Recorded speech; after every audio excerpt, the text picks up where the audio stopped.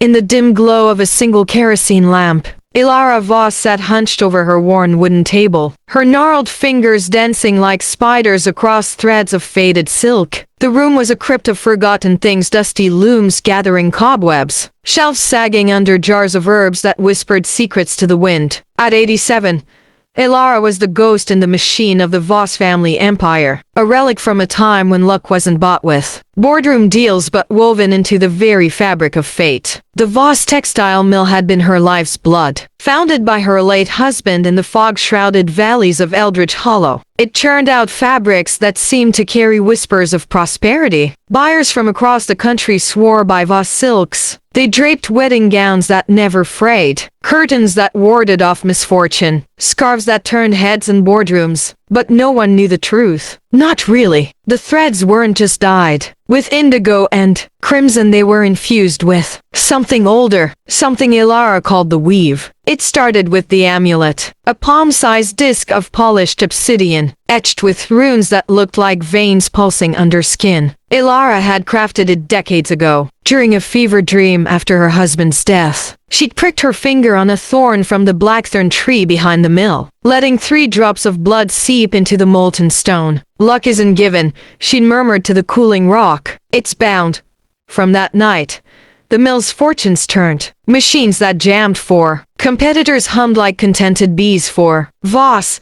Debts evaporated like morning mist. Competitors whispered of curses when their looms snapped. But the Voss family chalked it up to grit and genius. Ilara's children, now silver-haired adults, themselves had long outgrown her superstitions. Harlan, the eldest son, ran the mill with spreadsheets and stock tickers, his office a sterile cube of glass overlooking the factory floor. His wife, Margot, managed a boutique arm, turning silk into high-fashion labels that graced Paris runways. Their daughter, Leela, fresh from an MBA at Yale, was the digital whiz, pushing Voss online with influencers and algorithms. And then there was Theo, the youngest, the black sheep who'd fled to the city lights, only to slink back when the inheritance checks started bouncing. They tolerated Ilara like a quirky antique in the attic. She lived in the old cottage adjoining the mill, her meals delivered on silver trays that clashed with her chipped porcelain. But lately, the mockery had sharpened. Mother's brewing potions again.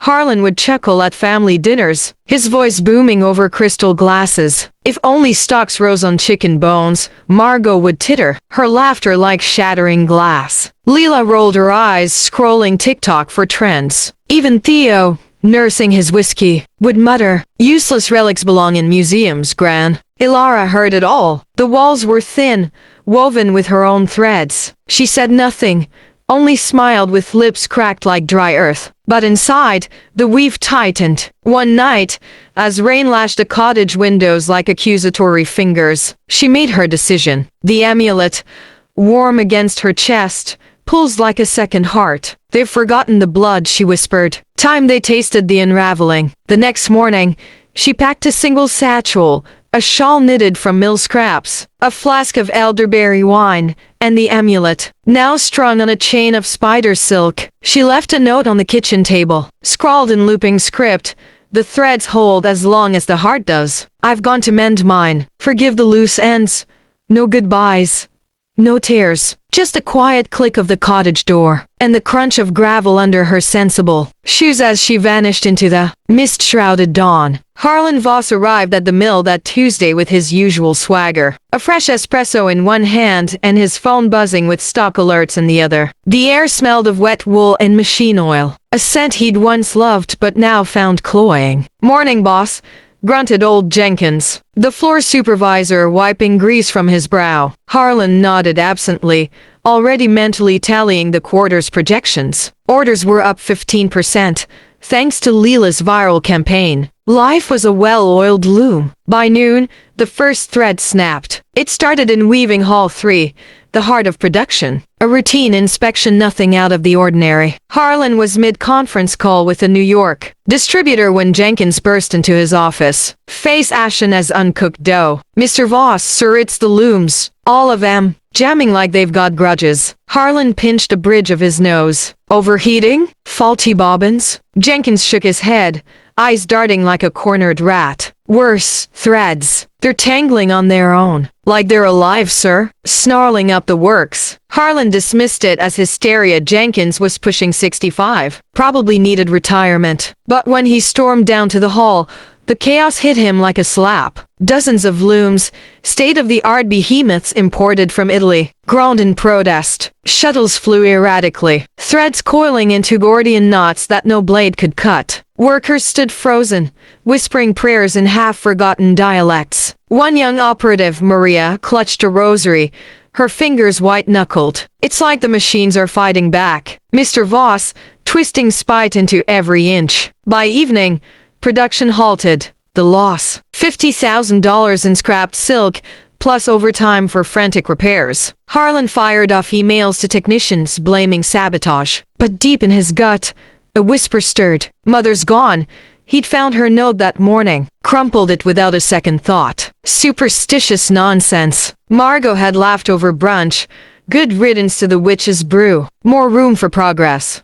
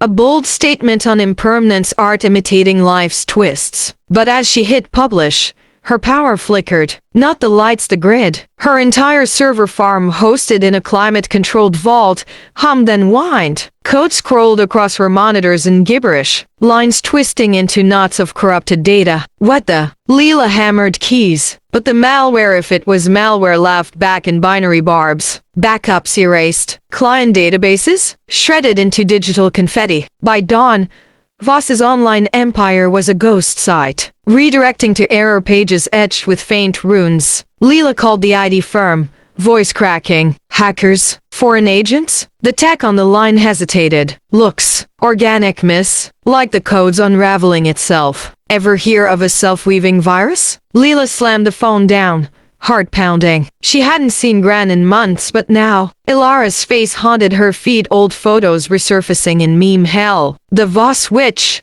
Curse or coincidence? Theo texted from his dive bar.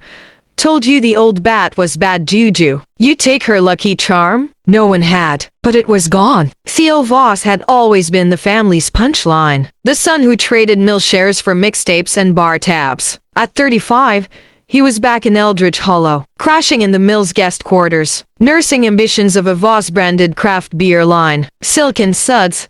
He'd pitch over lukewarm IPAs. Harlan humored him. After all, blood was blood. The misfortunes had barely grazed Theo until the fourth day. He was in the old storage barn, rummaging for vintage labels to slap on his bottles, when the air thickened. Dust motes swirled unbidden, forming shapes like grasping hands. Weird draft, he muttered, but his skin prickled. Then the collapse. Not metaphorical, a literal cave-in. Shelves groaned, then buckled. Vintage crates of silk crashing down in an avalanche of splintered wood and moth-eaten fabric. Theo dove aside, shards grazing his arm, blood blooming on his sleeve. As the dust settled, he coughed out a laugh, manic, edged with hysteria. Close one, but it wasn't over. Pinned under a beam was his prototype. 6 cases of Voss Luck Lager, labels curling like dying leaves. He pried it free, popped a bottle. The brew foamed black, tasting of ash and regret. Spitting it out, Theo staggered back to the mill, arm throbbing. Harlan met him in the infirmary, bandages in hand. Sloppy, Theo. Father's ghost is rolling in his grave. Theo's eyes narrowed, wild. Father? Or mother? Gran's amulet, remember how she fussed over it? Said it kept the devil from the door. Harlan's jaw tightened. Fairy tales. Focus on the lawsuit from Sienna's people. They're claiming emotional distress and demonic possession. Theo barked a laugh. Demonic? Harlan, wake up. The mill's haunted. The store's cursed. Leela's fried. And now me? It's her. Ilara. She didn't leave, she unleashed. That night, the brothers argued by the flickering hearth, shadows leaping like accusatory specters. Margot and Leela joined via video, faces gaunt in pixelated pallor. We hire a PI, Margot insisted. Track the old crone down. Buy her off. By luck. Leela scoffed, though her voice wavered. The site's down. Orders tanking. We're hemorrhaging followers by the hour. Theo leaned in, whiskey breath fogging the screen. Or we find the amulet. Get it back. Apologize. Harlan slammed his fist. Apologize to a senile witch? She's bluffing. Coincidences, that's all. But as the call ended, a chill wind snaked through the cracks. On the mantle, Ilara's old photo fluttered, eyes seeming to follow them. And in the distance, thunder rumbled, a storm no forecast had predicted. Ilara Voss trudged the winding paths of Eldridge Hollow, her satchel heavier than it should be. The amulet burned against her ribs, a constant reminder of the bind she'd severed. She'd chosen the back roads deliberately, cobblestone, veins leading to Widow's Peak, a crag where blackthorns twisted like arthritic fingers. There, in a hermit's cabin long abandoned, she'd hide, mend, or unravel completely. The journey was a gauntlet of memories. Passing the old chapel where she'd wed Elias, the amulet had warmed, threads of joy flickering in her mind's eye. But further on, by the river bend where the mills waste once poisoned the waters before her we've cleansed it, the stone cooled, a warning thrum. They mocked the river too, she thought, called it progress when it choked on dyes. By the third night, she'd reached a peak. The cabin was a husk roof half caved, vines clawing the walls like vengeful lovers. Ilara lit a fire with flint from her shawl, brewed tea from scavenged nettles. As flames danced, she unclasped the amulet, holding it to the light. Runes glowed faintly, pulsing with stolen luck. "You've served them well," she murmured. "Now, serve the balance." In the weave, she saw glimpses. Harlan's loom snarling, Margot's gown rebelling, Leela's codes nodding, Theo's brew turning foul. Each misfortune a loose thread pulled, not by malice, but by consequence. The blood-bound demanded reciprocity, love for luck, respect for the weave. They'd given scorn. Now, the unraveling. But doubt crept in like fog. Are they my children still? Or strangers in my silk? She wept then, tears hissing on hot coals, the amulet absorbing them like a sponge. In that moment, a vision sharpened, a figure approaching through the mist. Not family, something older. The Blackthorn spirit, perhaps, come to claim its due. Ilara clutched a stone. The game had begun, but the board was shifting. Victor Hale was the best in the business, discreet, dogged, with a nose for the buried. Hired by Harlan via encrypted wire, he arrived in Eldridge Hollow under cover of dusk, posing as a fabric buyer. "Find her," Harlan had growled over the phone. "And that trinket. Name your price." Victor's first stop, the cottage. It was eerily pristine, as if Ilara had tittied for ghosts. He dusted for prints, his own, mostly rifled drawers for clues. A half-read book on Celtic knots. A loom with unfinished warp threads dangling like nooses. In the kitchen, the note. Victor pocketed a shard of it, sensing the weight of words, and said, "Interviews next. Jenkins at the mill. Mrs. Voss. Kind soul. Warned me about bad moons once. Saved my hide during the '08 flood. Maria the operative. She blessed my baby's blanket. Now the looms hate us." Whispers spread. Ilara as saint, as sorceress. Victor jotted it all, but his skin crawled. Coincidences piled like cordwood, a trucker swerving into the mill gates, spilling dyes that stained the river black, a buyer canceling $1 million order after a premonition dream. By day 5, Victor tracked her trail to Widow's Peak, footprints in mud, a snapped twig scented with elderberry. He radioed Harlan. "She's holed up, all right. Remote. You want extraction?" Harlan's reply crackled. "Do it quiet. And search for the amulet, Blackstone, runes. Worth more than gold." Victor crested the ridge at twilight, revolver holstered but ready. The cabin loomed, smoke curling from its chimney like a beckoning finger. He approached soft-footed, ears straining for chants or cries. Instead, silence broken by a low hum, like distant looms. The door creaked open unbidden. Inside, Ilara sat by the fire, amulet in lap, eyes milky but piercing. "You've come for the threads, Mr. Hale?" Victor froze, hand twitching toward his gun. "How?" "The weave tells. Sit, T." He didn't sit. "Mrs. Voss, your family, they miss you. Send their regards." She chuckled, dry as autumn leaves. "Regards? Or regrets?" Her fingers traced the runes and Victor's vision blurred. Flashes. His own past sins, a botched case. A partner's death.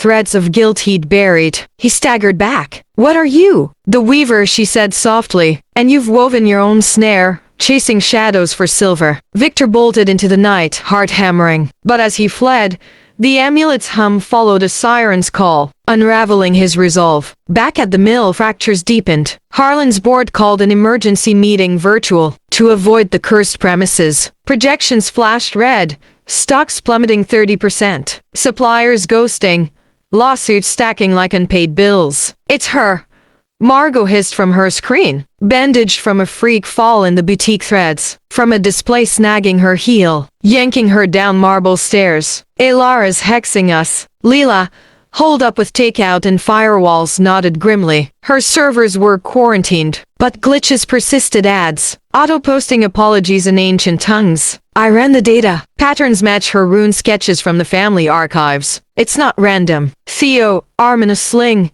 slammed a beer. "Told you. We drive up there, grovel. Get the damn thing back." Harlan's face twisted. Pride warred with panic. "Grovel?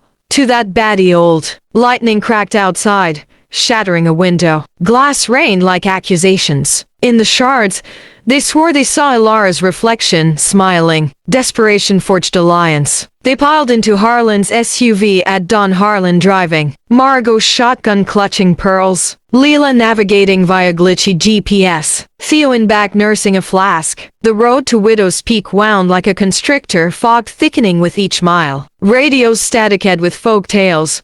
Witches in the crags, luck stolen from fools. Halfway up, the engine sputtered. Harlan cursed, coasting to a halt. Overheating. Impossible, it's new. Theo popped the hood. Hoses tangled, serpentine and slick. Threads. He breathed, yanking free a coil of silk. No, actual silk woven into the belts. From the mill. How? Margot whimpered. Leela's phone died. Screen frosting with runes. Harlan pounded the wheel. Push it. We're walking the rest. They trudged, mud sucking at boots, wind howling Ilara's name. Paranoia bloomed. Was that a shadow pacing them? A whisper in the thorns? By the cabin, dust bled into night. The door stood ajar, firelight beckoning. Ilara! Harlan bellowed. Mother, enough games! Silence. Then, her voice, frail but steel-edged. Games? You taught me those, son. They pushed in. Ilara sat unchanged, amulet gleaming. Victor Hale slumped in the corner unconscious, a gash on his brow from his earlier flight. You! Leela gasped. Gran! What's happening? The business, it's dying. Ilara's eyes swept them, weary. Dying? Or shedding skin? You built on my weave, then cast me aside. Old. Useless. Superstitious. Her voice cracked. The amulet binds luck to blood. Yours flowed cold, so I took it back. Margot lunged for the stone. Give it! You witch! Threads erupted from the floorboard's phantom silk, coiling Margot's ankles, yanking her down. She screamed as they bound her wrists, tasting like iron and tears. Harlan charged, but vines from the walls snared him, thorns pricking blood. Leela froze, codes flashing in her mind's eye, nodding her thoughts. Theo dropped to his knees. Gran, please, we're sorry. Ilara rose, amulet aloft. It pulsed, drinking their pleas. Visions assaulted them, the mill's birth. Ilara's bloodied hands birthing prosperity. The slow rot of ingratitude, each mockery a snip in the weave. Harlan saw his father's grave, weeds choking the stone. Your luck ends here. Margot relived her vows, silk vows now strangling. Leela's algorithms dissolved into chaos. Theo tasted his failures, Brugon bitter. The karma you sowed, Ilara whispered. Wrinkles demand their due. Climax brewed in the cabin's confines. Harlan, thorns drawing crimson beads, rasped. We were wrong. Blind. Come home. Fix this. Ilara's laugh was a rustle of dry leaves. Home, where mockery weaves the walls. She circled them, amulet trailing light like a comet's tail. Luck isn't a trinket, Harlan. It's a pact. You broke it with scorn. Now, mend or unravel. Theo, unbound by some mercy, crawled forward. What do you want? Blood? Rituals? Name it. Her gaze softened. Just a flicker. Truth. Admit the weave. Honor the old ways. One by one, they broke. Margot sobbed apologies, pearls scattering like tears. Leela confessed deleting Ilara's superstitious lore from the site. Harlan, pride shattering, whispered of stolen recipes. Ilara's herb blends passed off as innovations. Theo vowed to brew with her nettles, not neglect. The amulet warmed, threads loosened, retreating to shadows. Victor stirred, groaning. Ilara's weave had spared him, a thread for another tale. But suspense lingered. As they huddled, a rumble shook the peak. Rocks stumbled, the cabin groaning. The storm, Leela yelped, checking her revived phone. No earthquake? Unforecast. Ilara's eyes sharpened. The blackthorn calls its tithe. The bind weakens run. Chaos. They fled into the gale, cabin crumbling behind. Harlan carried Margot, thorn scratches weeping. Theo hauled Victor. Leela led the way with her screen's glow. Down the slope, mudslide roared, a wall of earth and root, chasing like vengeance incarnate. They reached the SUV as it crested, engine roaring back to life unbidden. Piling in, Harlan gunned it, tires spinning slurry. In the rearview, the peak swallowed the cabin, blackthorns reclaiming their due. Silence in the descent, broken only by ragged breaths. Ilara sat serene, amulet dimmed. The weave mends slow. Trust must be rewoven. Weeks blurred into wary reconstruction. The mill's looms purred again, threads straight as lies forgiven. But glitches persisted subtle, like aftershocks. A bolt of silk arriving rune-etched. A buyer dreaming of Ilara, placing record orders. Harlan installed a corner office for her looms and herbs, no spreadsheets. Margot designed a heritage line, crediting the Voss matriarch's mystic touch. Leela's algorithms incorporated folklore feeds. Hashtag weave wisdom trending gently. Theo's lager launched. Voss thorn brew. Bitter lessons. Smooth finishes. It sold out. Ilara returned, not as relic, but regent. The amulet hung shared past at councils a reminder. Victor? He vanished. Tale untold. But rumors swirled of a detective turned weaver in the hollows. Yet suspense shadowed. Late nights, Ilara felt Pool's distant tugs, as if the blackthorn hungered still. Was the bind whole? Or fraying anew? Harlan's eyes lingered on the stone, ambition flickering. Margot's smiles hid barbs. The weave whispered warnings. Karma, after all, wears wrinkles. And threads once pulled, never fully forget. Months later, at the mill's centennial gala, Ilara stood on stage, amulet aglow under spotlights. Luck is no loan, she intoned, voice carrying like wind through warps. It's a legacy woven with care. The crowd, investors, influencers, kin applauded. Harlan beamed pride. But as confetti fell, a single thread snagged Ilara's sleeve. Blackthorn silk. She smiled secret, tucking it away. In Eldridge Hollow, fortunes rise and fall. But the weave? It endures. Watching, waiting, for the next loose end.